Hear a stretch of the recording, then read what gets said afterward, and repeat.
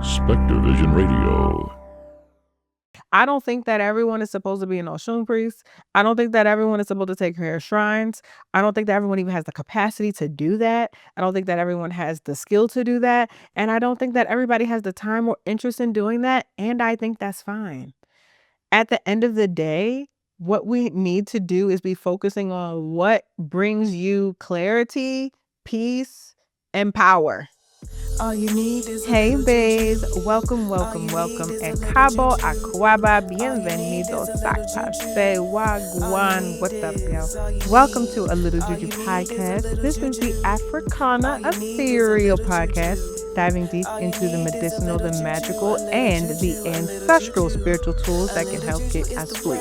And I'm your host, Juju Bay, author of the book of Juju, Osun Christus, Oreoluwa, and of course, your favorite big cousin conjurer. Now, speaking of the book of Juju, I hope that you all have gotten your copy. I hope that you've got the audio book. I hope that you've got your physical copy. But I do need to be honest about something. So, I have thanked so many of y'all so many times about buying the book and, finally getting to the stage of royalty status, which a lot of authors don't get to, which means that your book actually is helping pay you and you're not paying back your book debt to your publisher. So I've thanked y'all for that so many times. I've been so happy I got royalties. And I actually just learned that I didn't actually reach royalties yet. So there was a bit of a mistake. My previous publisher got bought out. Like, it has actually been very chaotic in the publishing world. The publishing world is already chaotic, if y'all don't know. But it got even more chaotic because my publisher got bought out and then I lost my point person. And so I got a random check and then my agent was like, oh, it's a royalty check. Now that I have a new publisher, things have kind of settled down. I have a point person. I actually have like a author's portal. My writers who are traditional publishing know just what I'm talking about. But basically, they were like, oh, no, you haven't reached royalties yet. You have about $16,000 to pay back. And I was like, but I got a check and my agent. And they were like, no, you got to check.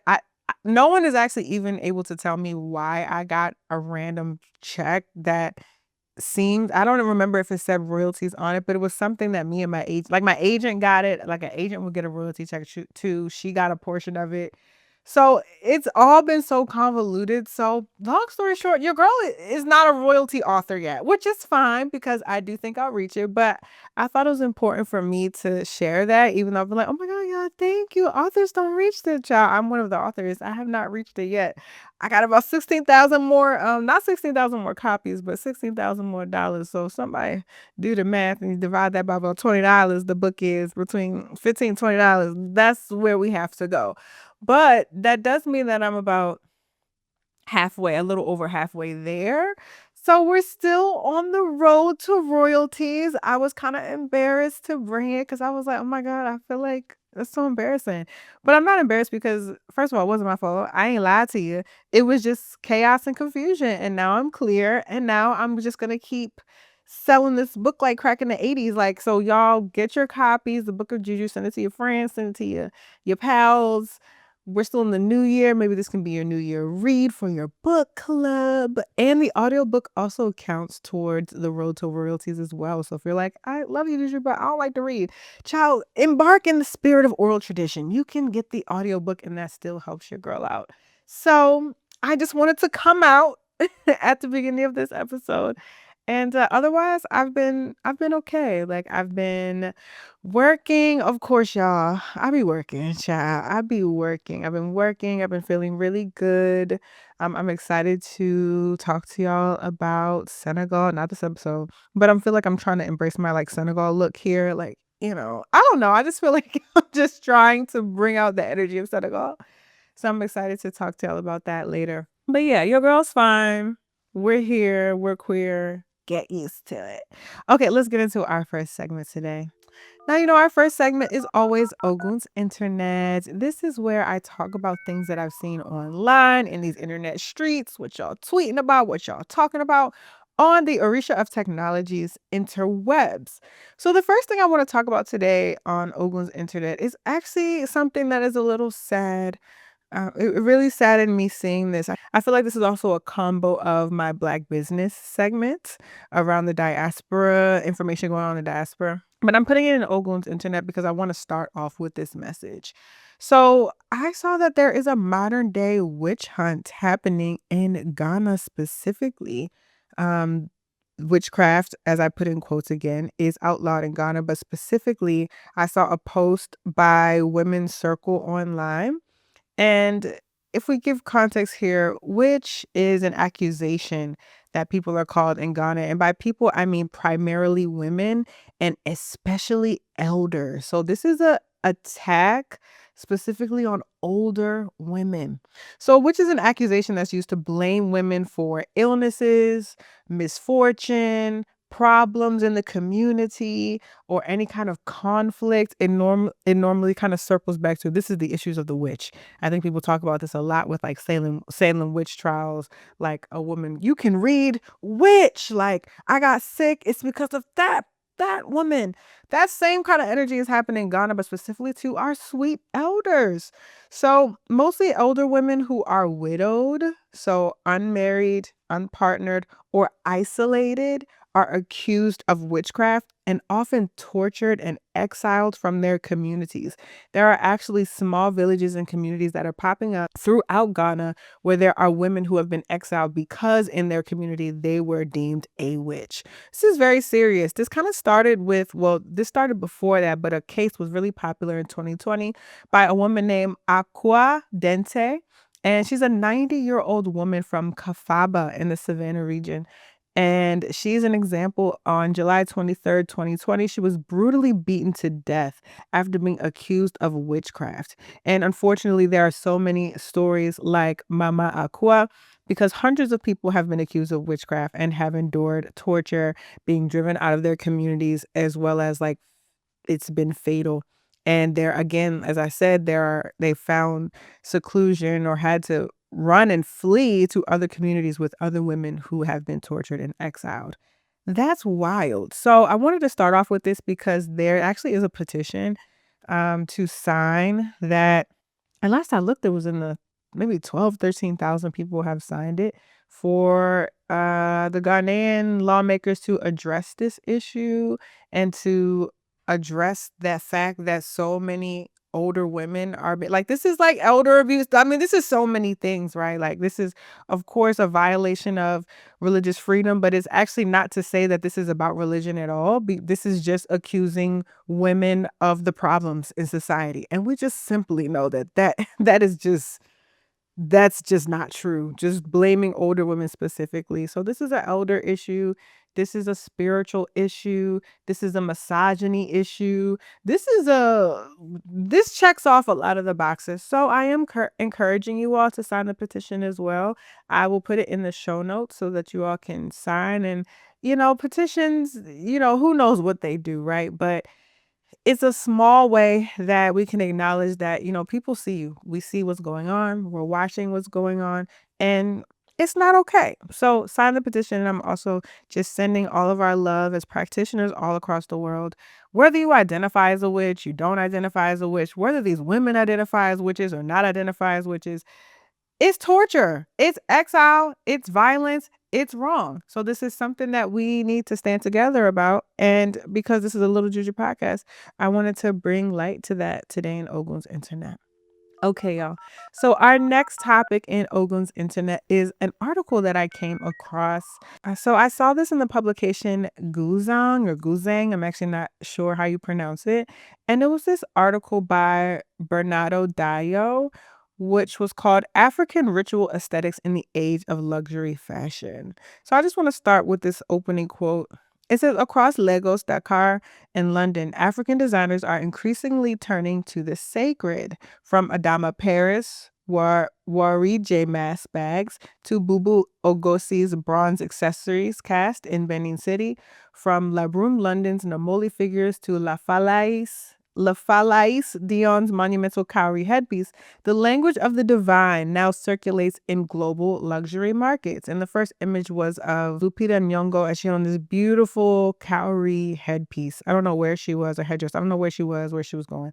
But this article is about how luxury fashion brands are starting to include more, not even just an African aesthetic, but pieces that are found a lot in like ritual and spiritual ceremonies that have really deep ancestral ties and connections to specific nations, tribes, villages, etc. What does it mean that these pieces are now on runways in New York? What does it mean that people who don't have connection to these items or these materials can now just wear it? Yeah, I think the author talks about this really well, and I don't think the author was trying to answer this question, but was really just posing it to the community of readers, and as I'm posing it to y'all. What happens when the sacred becomes a commodity? What happens when there are ritualistic items and bronzes and cowries and traditional masks that are put on bags and items that are now seen as luxury, that were once a part of a sacred ritual, are now about access, right? It's about who can pay the most, when traditionally that's not what these items may have represented. Is it important to know where a mask bag comes from if you decide to buy it? Is it important to know the legacy of cowrie shells as we engage in the fashion industry? It's just, and of course this article talks about African designers, so this isn't even necessarily talking about people who are not a part of these groups, who do not who have no connection to the ethnic group that they may be portraying in their fashion pieces. So this ain't about foreigners, but it's just about, okay, so now that this ritual piece has been made into an earring that is now a couple $1,000s, just what does that mean about the piece? What does that mean about the earring? So I think that that's something to consider, especially as we see Africana spiritual systems grow. It's beautiful that they're growing, that more people know about them, and that more people, especially Black folks, are able to access them. But then what happens when potentially Black folks aren't able to access these pieces or items? And does it take away the ritualistic meaning behind them? Does it water it down? Is it do we want to see more of that? I mean, I love African designers. Many of the African designers that they talked about have beautiful pieces. I think Hanifa is a beautiful designer that has been growing really popular, especially in the like Maryland, where I'm from, area. The Barolis love Hanifa down. I can't get into Hanifa only because Hanifa is for the talls, and I'm a short, so I let the talls have it. I love that the talls have Hanifa because I don't have it, but y'all look good.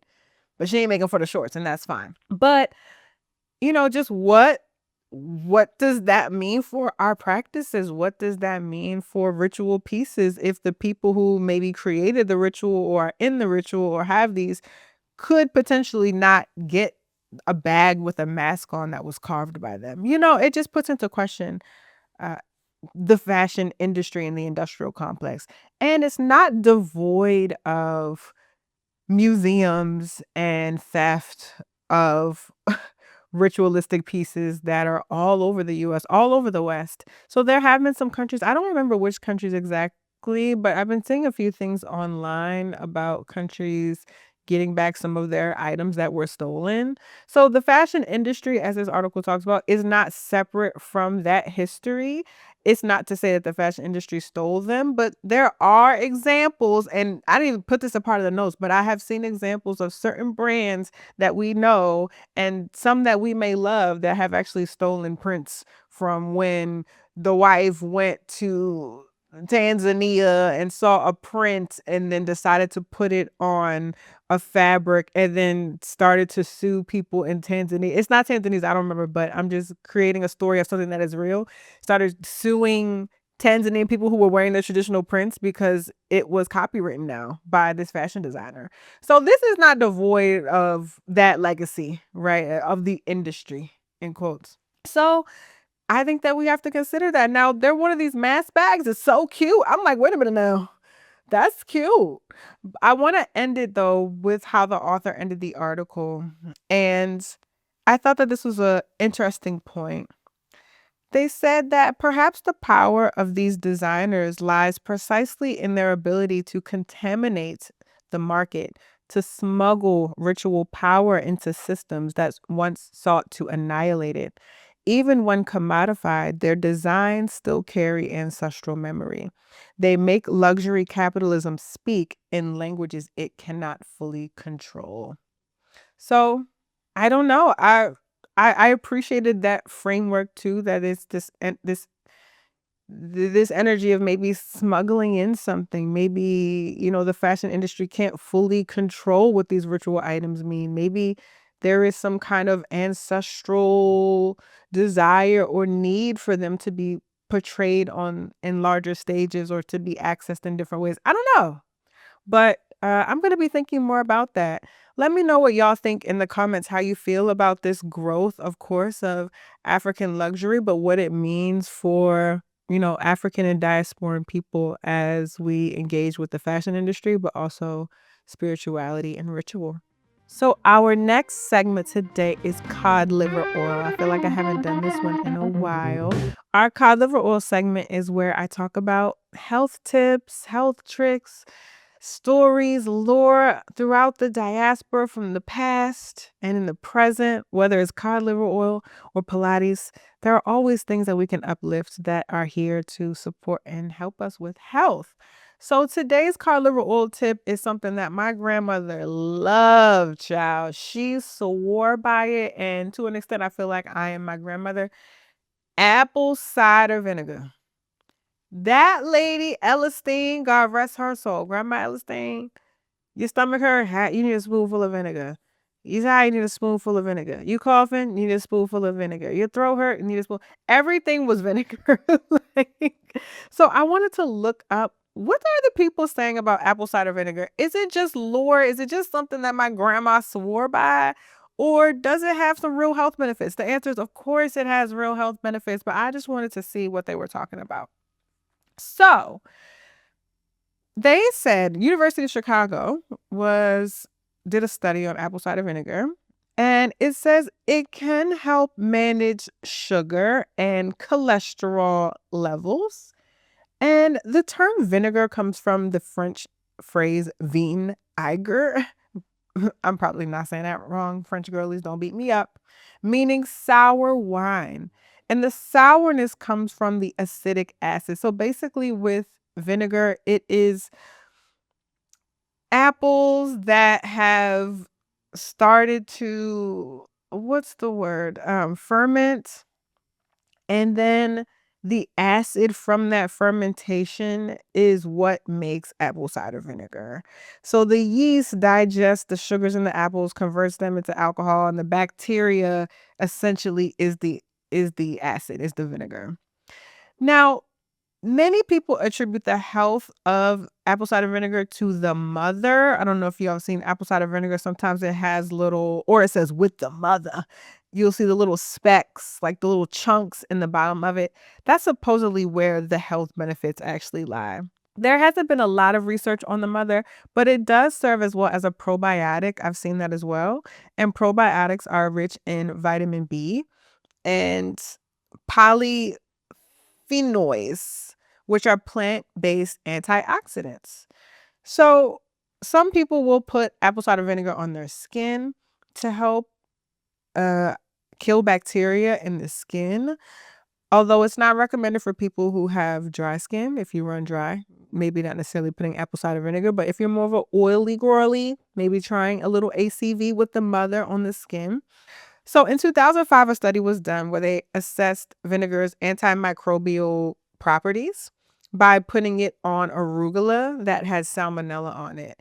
And they found that lemon juice as well as vinegar decreased the growth of salmonella. And it decreased it down to undetectable levels. So this also gets me to another point, tangent, how people be like, you don't got to wash your meat, or you don't have to, like, they're like, the bacteria is killed when you put it in heat. But I just feel like it needs a round one first. And I normally don't use vinegar. I use lemon juice, but either way, I know some people use vinegar as well. It's like if it's killing the salmonella, does heat kill salmonella too? It might. I don't know, but I just feel like the first round should be with the acid stuff to kill it first, and then I don't know. I know the chefs and the stuff online be like, you don't have to clean your meats. I just don't think that that's true. If you don't got to clean your meats, why clean your fruit? Why clean your ass? Why clean? So I just feel like we should be cleaning clean. Y'all, that's just a side tangent. But so again, apple cider vinegar does have great benefits for skin. I know that some people also use it on their hair. If you have buildup in your hair, you're able to kind of get the buildup in the roots. I know a lot of the locks girlies like to use apple cider vinegar in the scalp because it can reduce some of that buildup that be there. So I don't know. Yes, there is science. There isn't a ton of research about the benefits, but I think Elistine was right. I think it helps with killing the bacteria. It helps with issues of the throat. It helps with the skin. It can help with the hair. We love apple cider vinegar, especially with the mother, y'all. So if you've been wondering, maybe I want to change something up with the routine, you need some extra vitamin B, look into apple cider vinegar, probiotics, maybe some gut health stuff. Look into apple cider vinegar. Listen, I ain't nobody's health. I ain't no doctor. This ain't no medical advice. But I'm just saying, maybe we got to bring back some of the old ways. I maybe need to start having a spoonful of apple cider vinegar a day. Because when I was at my grandma's house, I had to have that every day. It was like taking vitamins. It was like, get your vinegar, get the spoon, get your vinegar. I think we might need some vinegar energy back. Maybe that's our problem. We ain't drinking vinegar no more. So y'all, let me know. Did y'all grow up having vinegar? Do you still use vinegar? What do you use it for? What are some pluses of the ACV? Let me know in the comments. All right, y'all, we'll be right back. We're going to take a break to pay this light bill. So A Little Juju podcast is a labor of love, but it's what? Labor nonetheless. This show takes time, energy, resources, as well as coin, the cha-ching, the almighty dollar. But before we get into that, I do want to thank y'all for those of you who share the episodes. If you watch the episodes on YouTube and Spotify, that helps me with monetization. That helps my content grow. So please continue sharing, liking, commenting, all of that. That does wonders for the work. Now that we got the free ways out the way, if you want to donate to support, if you got a little extra spare change in your purse, if you want to basically buy me a coffee with oat milk medium in New York, $7 a month, you can go to patreon.com/jujube and you can sign up for Patreon for the A Little Juju podcast tier. And all of that funding will go towards supporting A Little Juju podcast. The materials, the show, buy my team lunch when they come, all of that will help support the monetary needs of the show. Now, if you're like, Juju, I got a little bit more to send out. You got big money. All right, all the big money babies, listen up. Because there's other tiers on Patreon as well. If you join those tiers, you get all the extra perks. So of course you get all the wonderful information from this show, but you can get access to classes, you can get cheaper readings, early access to the readings, card divination workshops, Discord groups. We got a lot of things going on the Patreon. So join me over there. We have fun, we key, we have our own little Patreon community. So if you want more Juju, go to patreon.com/jujube. And just big thanks to all of my newest patrons, all my old patrons, all the people who I'm thinking about becoming a patron, but I don't know, baby. The Lord said today's the day. Would a man rob God? Not today. I'm just kidding. That's what the church people used to say when I was in church. They would say, would a man rob God? Not today. It's like, well, damn, I gotta give him money. I ain't trying to rob Christ. Damn. This ain't that.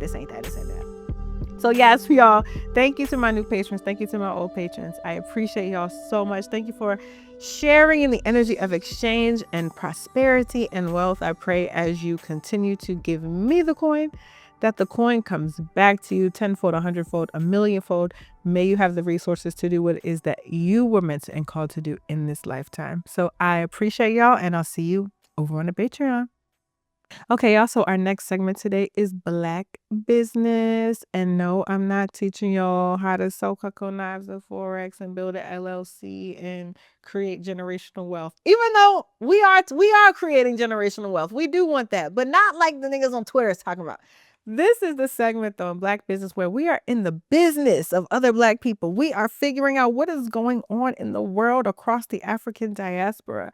So today we are traveling over to Africa, of course, West Africa, to the Dogon people of Mali. I actually learned that I recently have some Mali ancestry. So what's up to the Mali girls, okay? So today I want to talk about how people of the Dogon tribe talk about knowledge. It is so fascinating to me. I love it. I've actually incorporated it in the ways that I think about understanding. Like they just have a concept of understanding that I just think is so good. And I wanted to talk about it here because I feel like I want to just start referencing it on the podcast and then y'all will know like, oh, I'm understanding this. So it's very simple. Like it's complex truly, but I'm going to like break it down. It's super simple and I think we should just start incorporating this. So, the Dogon people of Mali believe that true education is a lifelong process in which the ultimate truth is essentially intuitive. So, in order to develop intuition, which is seen as a form of wisdom, the Dogon people had 4 stages of learning. And yes, this is about intuition, but this can be applied to any concept of understanding and knowledge and just seeking information. So, the first stage is Giriso, which just is described as the word at face value. So, for example, I know that the sky is blue. That's just what I see for the most part. That's what's been told to me. I don't really have to think too deep about it. The sky is blue, like cool. It's blue. I ain't thinking about why it's blue, how it got blue, when it ain't blue. I'm not necessarily thinking about that. The sky is just blue. So that's just basic accepting the truth, face value, understanding. That is giriso. The second stage of knowledge perception is beneso. Beneso is what they will call word from the side. So giriso is front facing, word from the front. Giriso is word from the side. So maybe I'm asking a little bit more questions about why the sky is blue, or I'm questioning my perception. So this is where the student gains understanding of viewpoints and begins to develop a perspective. We don't have a full concrete perspective, but oh, okay, the sky's blue. I wonder why. Maybe, okay, it seems to be a darker blue when the sun goes down. Okay, so we're starting to think, we're starting to ask some questions. Now, the third stage of understanding development is boloso. Boloso means word from behind. So now we're getting to what's the deeper meaning on why the sky is blue. What are potentially are the chemicals?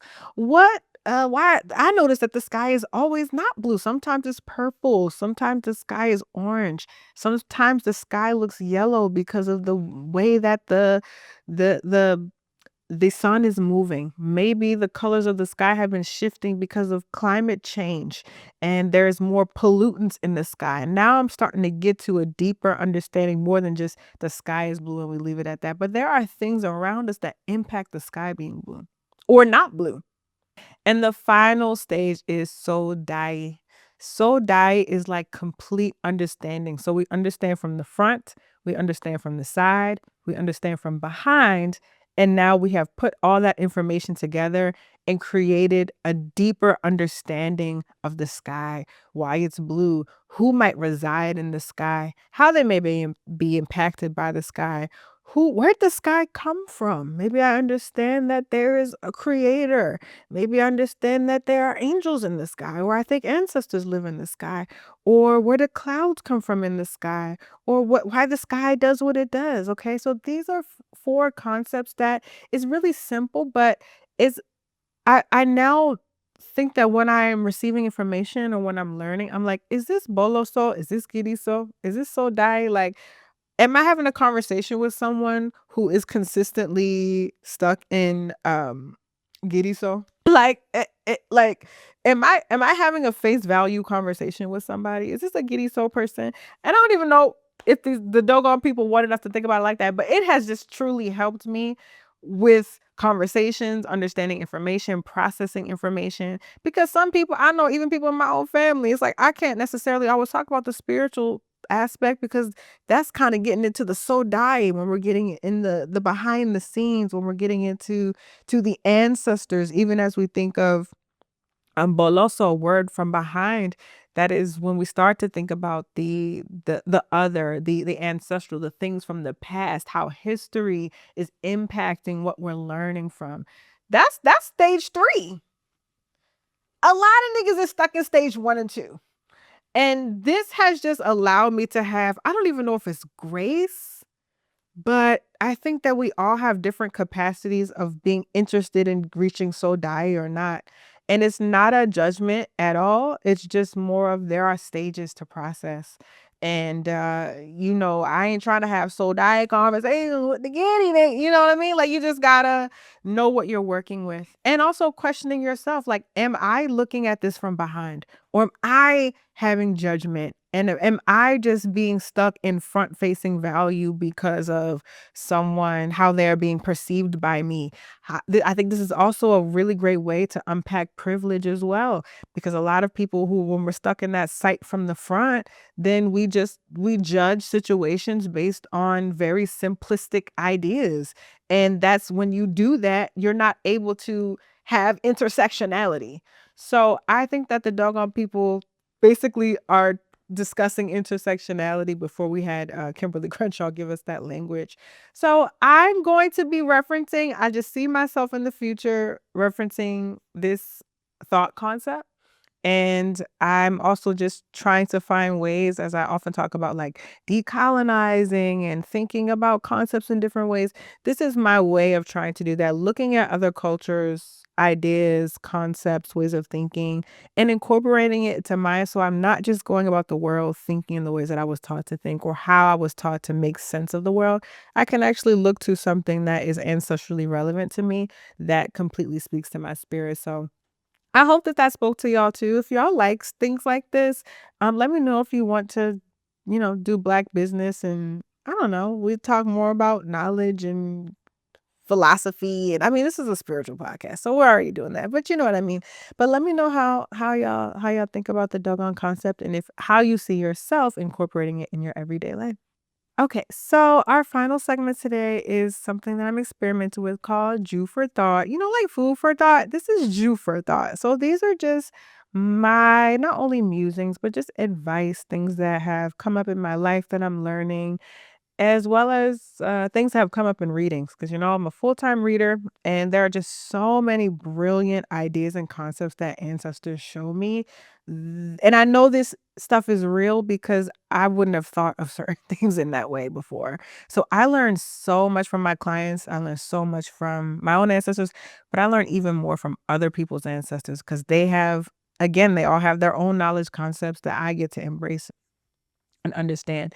So I was in a reading with someone recently, and she was talking about, breaking away from Christianity, and how she felt really uncomfortable with that. A lot of members in her family were like Christian extremists.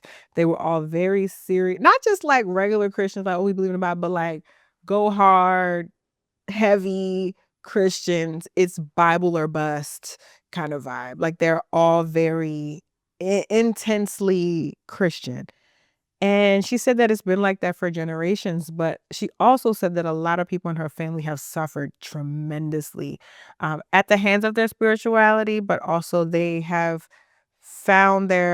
become fanatics. And I don't know if they're necessarily in potentially some cults, but it has been a little bit of a generational experience for them to just be really Christian fanatics, but to also have like really difficult lives. Like it doesn't seem like their religion is actually helping them in their day-to-day life, which I think your religion should be helping you in your day-to-day life. That doesn't mean that you won't have problems. That doesn't mean that your life should be perfect, but your spirituality should be feeding you and bringing you some sense of peace, calm, groundedness. If it's not doing that, then there are some things to reconsider, right? So her ancestors actually said, because she asked the question, like, I'm afraid that my ancestors won't love me, support me, because my people are like deep Christians. And what if I'm not? Does that mean that they don't like me, or that they won't support me? Which is a valid question. So I asked our ancestors, and they were like, no, we don't want you to be like us. We actually need you to break away because Christianity was a taboo for her lineage. And I never even thought about that. I was like, you know how people say breaking generational curses? I was like, you're breaking generational curses because there's a taboo for your family against practicing Christianity. And so the fact that they keep doing it so seriously is a part of what is causing so much of the turmoil and chaos and stress and trauma within their own lives. So you doing something differently is actually your ancestors are fucking relieved because it means that y'all are no longer engaging anything that's actually bad juju in your line. And I wanted to bring this up in Jew for Thought because we all have our own spiritual identities. We all have to choose our own paths for ourselves. Christianity is taboo for some people to practice, but also some people are Christian and fine in that practice. And if we believe in allowing people to have their practices and being tolerant and accepting, it does have to go every way. Now, I'm not saying that you need to, people should be dragging on you and causing you harm and that you need to stay somewhere where you're not wanted or in a tradition that doesn't accept you, or if you're LGBT and you're like my church. No, I'm not saying that. But what I'm saying is that we all have our own cross to bear within whatever way. I don't think that everyone is supposed to be an Osun priest. I don't think that everyone is supposed to take care of shrines. I don't think that everyone even has the capacity to do that. I don't think that everyone has the skill to do that. And I don't think that everybody has the time or interest in doing that. And I think that's fine. At the end of the day, what we need to do is be focusing on what brings you clarity, peace, and power. That's it. That is not going to look the same for me. My practice don't look the same as my mama's. But my mama built an altar. She built an altar recently. She has some of my pop-pops things up. But she ain't got no shrines. But she put a little black angel in my granddaddy's watch in the corner and some water and a candle. It was like, yeah, I don't know. This is just what I have. And that's her practice. We all will have our own things. I don't think that we need to try to convince or make people be in our practice or think that we are we just so much more woke than our family. I think it can be easy to get into that idea, especially as we learn and study and find ancestral tradition, which obviously I'm team ancestral tradition. I'm team ancestors. But that's not gonna be the same for everyone, and that's not everyone's truth. So my Jew for thought today is do what makes you feel at peace. Don't feel like you have to have the practice of anybody around you. Don't even feel like people need to understand you. You are having a relationship with your creator, your divine, your ancestors, and whoever else you might be praying to. And that is for you. That's it.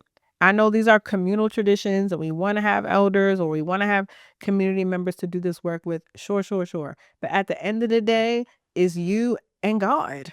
Like is you and your creator at the end of the day, and all the other spirits that come along with this, of course. But just find your path for you. And if a spiritual tradition, any of them feel uncomfortable or like you're basically breaking a taboo by engaging in it, it's okay to leave. Nobody is gonna hurt you. Well, people. But I mean, spiritually, if it's for you, it's for you. You'll have it.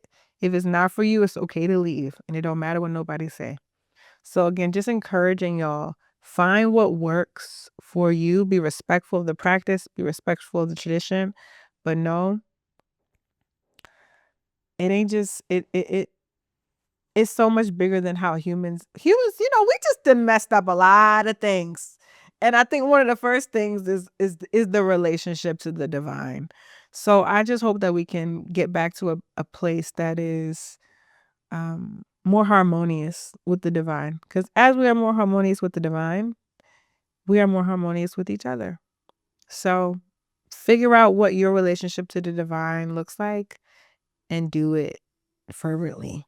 And Watch it change your life. Ashe. All right, y'all. Thank you so much for tuning in to another episode of A Little Juju podcast. If you want to keep up with me, follow me at ITSJUJUBAE on pretty much every social media you can think of.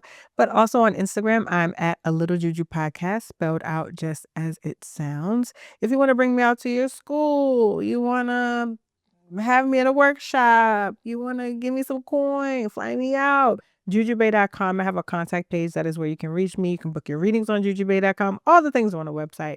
So thank y'all so much for watching A Little Juju podcast on Spotify and YouTube, as well as listening wherever you get your podcasts. Be well, y'all. I'll see you next time. And remember, all you need is a little juju. Later. A Little Juju podcast is brought to you by SpectreVision Radio. Executive produced and hosted by me, Juju Bay. Producer and DP, Jenahye Johnson. Consulting producer, Janicia Francis. Audio visual editor, Oreoluwa Akinyode. Production support by Alex de Palma. And set design by Cowrie Studios and Juju Bay. All you need is all you need. A little juice is the way. It's how I start my day.